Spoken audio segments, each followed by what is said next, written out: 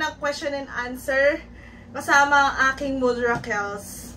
Hindi niya alam to. Bigla lang ako umakyat sa kwarto niya. Paiba naman. So, mag-feeling ano tayo, Gonzaga sister. Pero wala akong sister. Ako lang. So, ano, feeling lang. Inanay ko na nag-lipstick pa. Oh my God! What? Small loud din. Huwag na, huwag. Oh. Handa ka na ba? For what? Question and answer. Oh, sige. Nakasama yung boss mo kasi wala tayong mic. Sige. So, bago lahat, batiin muna natin na Happy Mother's Day lahat ng mothers dyan. Happy Mother's Day. All mothers, Happy Mother's Day. So, ang unang tanong, handa ka na ba, ma? Hindi. Ba't ka ba nagtatanong? Nagugulat na ako. Ano tatanungin? Okay. Question number 1. Okay. Pinagsisisihan mo ba na nag-asawa ka ng maaga noon? Hindi. Bakit? Considered maaga pala noon yung 24, ano? 24 ka na ba nag-asawa noon? Opo. Ano po? Akala ko tatanda akong dalaga noon. Bakit feeling mo tatanda kang dalaga noon? Eh kasi siyempre may mga pangarap akong nagtutulong ako sa pag-aaral ng mga kapatid ko na dalawang babae. Okay. Bakit may boss mo kasi? Okay, dalawang babae na kapatid ko. Tinutulungan ko nanay ko. Oo. Tsaka hindi pa natutupad yung pangarap ko eh. Bakit ako mag-aasawa na siyempre? Ba't ka nag-asawa ng 24? Hindi, matandang dalaga na nung panahon namin yun. Ganun ba yun? So, edi, pinagsisisihan mo ba na nag-asawa ka ng maaga pa din yun? Oo, maaga pa rin naman. Na hindi pa, okay, maaga pa rin. Pero, natupad ko na yung maaga yun! Kumpara naman sa pag-aasawa ko, 34! 10 years? 34 na ako nag-asawa, mama. Di ba aga yun? Sige, okay. Ano, next question? So hindi mo naman pinagsisisihan nun? Hindi, ba't ako magsisisi? Ang bait naman ng pangasawa ko. Bukod sa mabait na pogi pa, ano ba? Question number 2. Kung may iba ka bang nakilala na mas matangos sa ilong ni Papa, jojowain mo pa rin ba si Papa? Oh, syempre. Bakit? Pero si Papa kasi hindi ko naman niya naging jowa talaga eh. Talaga, ipopost ko pa to. Alam naman niya yan. Nakikinig siya. Teka lang, wait lang. Tingnan natin kung nagpe-play. Nagpe-play. Tapos? Pero matagal siya nanligaw sa akin. Huwag na i-booking kung bakit matagal siya nanligaw. So wala kang ex dati na matangos ang ilong? Meron. Ay, bakit sa pango ka napunta? Namatay na. Namatay. Nauna? Oo, namatay. So may boyfriend ka dati? Oo, so ang gusto mo, ano ba talaga ideal man mo noon nung dalaga ka? Ay, yun, responsable sa pamilya. Hindi magmamana sa tatay ko. Hindi katulad ng tatay ko. Pero mabait ang tatay ko, hindi ko sinasabi. Huwag lang katulad ng tatay ko na dalawa asawa. Totoo. So, si Papa pa rin ang pipiliin mo? Ay, oo. Second life kay Papa pa rin ako. Okay. Question number 3. Yes. Naku, ayusin kung aayusin mo ng... ako. So, 3 kami magkakapatid. So, sa 1 to 3, sino ang pinakamabait at... Ay, hindi. Sino ang... Ayan, mabait naman kayo wait lang. Sa 1 to 3, sino ang unang pinakamabait sa hindi masyadong mabait? Lahat kayo mabait kayo Hindi tatlo. kailangan No! Huwag mo Ba yan? pilitin dahil pareho kayong mababait. Iba-iba ang bait nyo. Ayaw ba yan? Ayaw mo na. Number 1, kung bawa, pinakamabait, si Darling. Pinakamaganda si Darling. Mag-isa lang naman akong babae. Wala kang i-rate ng 1 to 3. Wala. Sige. Napakaswerte ko. Yun, totoo yun. Napakaswerte ko kay Lord. Kasi binigyan ako ng 3 mababait na anak. Mapagmahal. Dahil mababait ang anak ko. Sino na lang sa anak mo ang pinaka-kamukha mo? Si Eddie Boy. Sino ang kamukha ni Papa? Kayong dalawa ni Kuya Emer. Sino mas pangit sa amin ni Kuya Emer? Bakit? Maganda ka po. Ano ba? Mother's Day ngayon. Huwag mo naman i-stressin ang mother mo, no? Okay, question number 4. Sino sa tingin mo ang noon na hindi sa akin ng pera. Hindi, wala ka tayong pera eh. Ay, wag. Masama daw magsabi ng pera. Okay, question number 4. Okay. Question number 4. Ano ang sa tingin mo na nagmana sa'yo, anak, nakatangian mo na, yung feeling mo na, ay, ito yung Esther na, Esther version ko sa 3 anak ko. Tapos, ito yung version na, na Edong, si Papa, na, ito yung wala version ng Papa. Pero may version si Papa, si Kuya Emer. Siya, version saka niya. Girl version, ikaw. Ano version ni Kuya? Wala. Kasi, ako kamukha niya, pero wala akong version sa kanya. Matalino. Ay, oo naman, 3 kayo yan. Ako talaga, guys. Kayong 3 minana nyo, talino nyo sa akin. Ay, hindi, naniniwala dyan. Ay, pakitaan ko sila ng trophy mo. Question number 5. Oh. Ngayong Mother's Day, ay wala pa pala. Okay, question number 5. Papalit ko pala to. Question number 5. Ngayong Mother's Day naman talaga na. Okay ba sa'yo lahat ng napangasawa ng anak mo? Ay, nako, yan ang sinasabi ko. Wala akong pinagsisisihan sa mga manugang ko. Pinakamabait sa lahat ng manugang. Oo, sa lahat ng manugang, silang 2 pantay. Napaka-pogi. Ang swerte ko rin sa manugang. Wow, pogi daw! Pogi at maganda, mabait pa. Tapos mahal na mahal nila ako. Yan ang may pagmamalaki ko. Oo naman.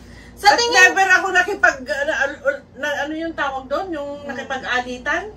Never na nag-alitan kami ng manugang ko. Sa tingin mo, tama ba yung edad na pag-aasawa ko bilang anak mong babae? Yes. Tama daw yung 34! Sobrang hindi. Okay lang yun, anak, kasi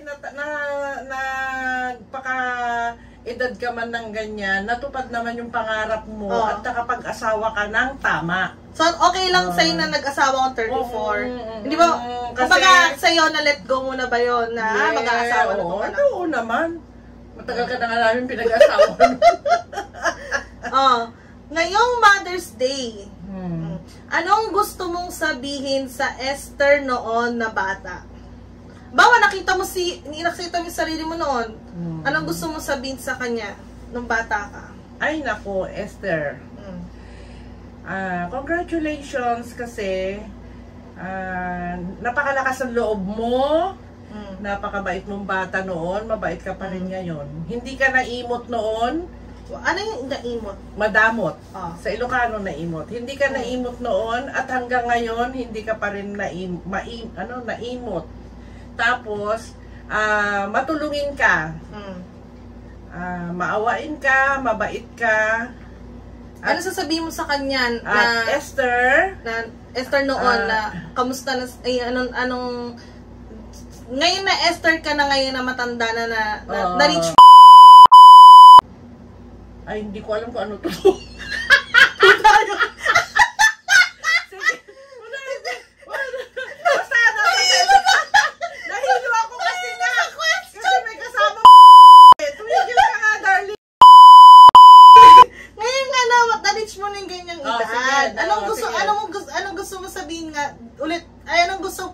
sabihin sa Esther noon na si Esther ngayon, ganito, alam mo ba, paglaki mo, mga ganun. Ay, wala. Pareho rin eh.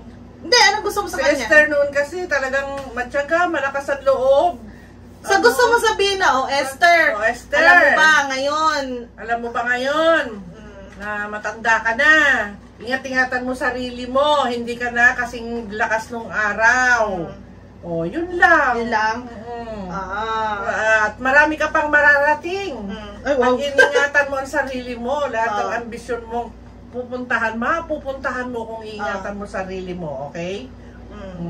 Sige, makinig ka, Esther. Ngayon naman, anong gusto mong sabihin sa mother mo? Ngayon, Happy Mother's Day. Diyos ko, gusto mo akong paiyakin kanina, mother ko pa iyakan. Hindi, sabi mo, Happy Mother's Day. Anong gusto mo? Kanina ako ba iniyakan si mother? Sabi mo, Happy Mother's Day. Anong gusto mong sabihin kay mamang? Okay, mamang. Salamat. Kasi kahit na niloko tayo, ka pala, dahil hindi naman ako niloko ni Papang pinag-aral din naman niya ako. kahit na kinaliwa ka ni Papang, hindi mo kami iniwan. Mga kapatid ko, kita mo, pinaiyak mo ulit. Sabi mo, Mamang, salamat naman ako sa iyo yung binti mo. Salamat. At kaya maganda ang kinabukasan namin kasi ikaw din lang yung ating model noon. Naiiyak ako kasi namimiss kita, Mama. Alam niyo ba't siya naiiyak? Kasi naglagay na siya ng kung ano-ano sa mukha niya. Napupunta na sa mga. Hindi. Namimiss ko talaga si Mamang. Tsaka kay nanay na rin, si nanay. Namimiss din kita, nanay. Kasi, kumbaga sa whole of my life, 3/4 nga nakapiling ko si nanay. Kaya mahal na mahal din kita, nanay. Happy Mother's Day. Happy Mother's Day, Mamang. Santi Fidela ko na nagpalaki sa akin. Hanggang nag-asawa ko. Binaby pa rin niya ako. Happy Mother's Day, Santi Fidela. Ikaw ang parang nanay ko rin. Tunay na nanay. Ganon. Kasi magkapatid nga kayo ni Mamang. Question number 6. Ako gusto ko pa ng tissue. Baka tumaas ang views natin neto, ha? Sabi ko na kapag pinaiyak mo ako. Question number 6. Ngayon may asawa na ako at ano yan? Sana Lord, na magka-baby na ako. Ano may advice mo sa akin na ngayon na may asawa na ako? Kasi for sure, kumbaga, matagal na panahon nyo ako naging naging anak na walang asawa eh. Imagine niyo 34 years bago ako mag-asawa. So ano magiging advice mo kapag nagkaroon na ako ng sariling anak? Ay, naku darling. Kung tutuusin nga, hindi na kailangan advice ka. Andyan ka na eh. Okay ka na eh. Okay ka. No, hindi bilang mother. Bilang mother. Sana mapalaki mo rin yung mga anak mo tulad ng pagpapalaki namin ni Papa sa inyo. Kayo ni Oji. Sana ganun din. Pero wala naman ako, mabait si Oji. Mabait ka rin. Marunong naman kayo sa buhay. So, hindi na advice kundi sana dagdagan ko pa ang dasal ko para maging successful kayo sa buhay. Magkaanak na. Okay? Magkaanak na kayo. In Jesus' name.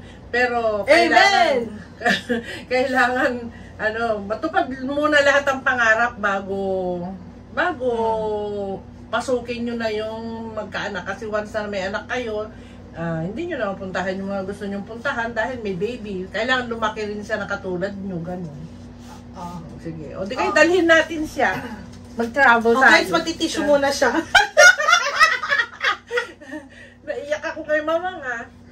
Last question. Kay Nanay kay Auntie Fidela. Last question.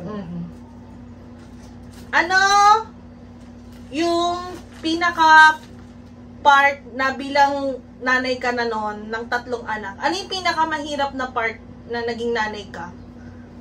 Naging nanay ka rin. Pinakamahirap na part? Oo, pinakamahirap na part noon yung yung naoperahan ako. Tapos 3 na kami noon. 3 na kayo, nag-aaral kayo na habang hindi pa ako inooperahan, hindi masakit yung, kasi tinanggalan nga ako ng gallbladder. So, habang hindi sumasakit, naka-confine ako sa ospital, naglalaba ako sa ospital ng damit nyo. Tapos iuwi ni Papa para isampay. Tapos, kayong 3 nag-aaral. Walang magluluto ng pagkain nyo, walang mag-aasikaso sa inyo. Pero buti na lang, na rin kami noon. Bata pa lang kami, marunong na rin kami. Oo. Ayun ang maganda, trinain ko kayo. Yun ang may advice ko sa inyo, dapat mga anak nyo. Kasi ikaw noon, grade 1, pero marunong ka na magsaing sa rice cooker. Marunong ka na magluto ng hotdog. So yun yung pinaka sa tingin mo sa buong part ng pagiging nanay mo? Ang hirap, yung ma-confine ka na may sakit ka. May sakit, tabi-tabi naman. Naghahanap buhay yung papa nyo, tapos pagkatapos niya maghanap buhay, dadalhin niya yung marumi sa ospital na hinumad yung uniform, doon ko lalaban. So bilang nanay, anong ma-advise mo sa mga couples, bagong kasal, magkakapamilya? Ano yung pinaka-advice na may bibigay mo? Sa tingin mo, magiging magiging makabuluhan, sa tingin mo na maibibigay mo sa alangan. Paulit-ulit tayo, guys. Kung ano magiging bigay mo? Ayun na, kayo, yung mga gustong pumasok ng ng pag-aasawa, ganon. Kailangan buo na yung plano, buo na yung loob, at natural lang na may misunderstanding ang mag-asawa, pero pagkatapos nun dapat pag-usapan o kung talaga nagmamahalan kayo, kalimutan agad. Dahil mamayang gabi, magkatabi kayo ulit. So, wag na wag sasaktan ng asawa sa mga, oo, yun ang sinasabi ko lagi. Physically and emotionally. Yes, kasi, oo, kasi once na sinaktan mo asawa mo, tapos mamayang gabi, halik-halikan mo. Aba, anong klase yun? Kasi never ako sinaktan ng asawa ko. Hindi ko na-experience. Pero alam nyo guys, isa sa mga naalala ko advice ni mama, ewan kung natatandaan mo to ma, sabi mo, kahit anong pag-aaway nyo, bawa, di naman bugbugan pero yung, bawa, may argument kayo na nagsagutan lang, or naiinis ka ganyan, or galit ka, wag na wag mong gugutumin yung asawa mo. Yung, sabi mo nun, di ba dati? Wag mo, ipaganda mo pa rin, natural pa rin. Parang baliwala yung away nyo. Diba yung sabi mo? Nagsagutan kayo ngayon. Tapos, pag umalis, pagdating, nakahanda pa rin yung pagkain niya. Ganun yun. So, yun lang yung naalala ko. Para wala na, kahit wala na yung sorry, at understood na yun na okay na kayo ulit. Ganun yun. Pero, asawa ko naman nun, kasalanan ko't hindi siya pa rin ang nagsusorry. So, yun lang guys. Kasi mabait talaga. Maiksi lang yung ating Ay, maiksi daw yung Q&A. O, di ba kakaiba? Nabigla ako talaga. Siyempre, alam nga naman, kailangan kahit sinong mother pwedeng i-interviewin. Kaya guys, itry nyo mag-interview din sa nanay nyo. Parang out of nowhere, bigla lang kayong kakatok sa kwarto, tapos magkagano question. Kaya nakakagulat O, diba nabura niya yung mga kularete niya sa mukha niya. Guys, lipstick pa to guys. Kasi marami akong ritual sa mukha. Siyempre pa, yun pa, isang tip. Oo. Kasi para hindi kayo tumanda kaagad, kailangan may rituals din sa mukha. Kumbaga, kahit matanda na, kailangan may alagaan mo din ang skin mo, gano'n. Hindi yung hindi na kasi mangot. Kailangan masayahin ka para laging bata ang tingin sa'yo. So, yun lang guys. Sana nag-enjoy kayo sa Q&A at sana i-Q&A nyo rin yung mga magulang nyo kung gusto nyo out of nowhere, di ba? Kaya nga, nakakagulat naman. Happy Mother's Day! Happy Mother's Day! Bye! Happy Mother's Day, ma! God bless! Happy Mother's Day! Thank you!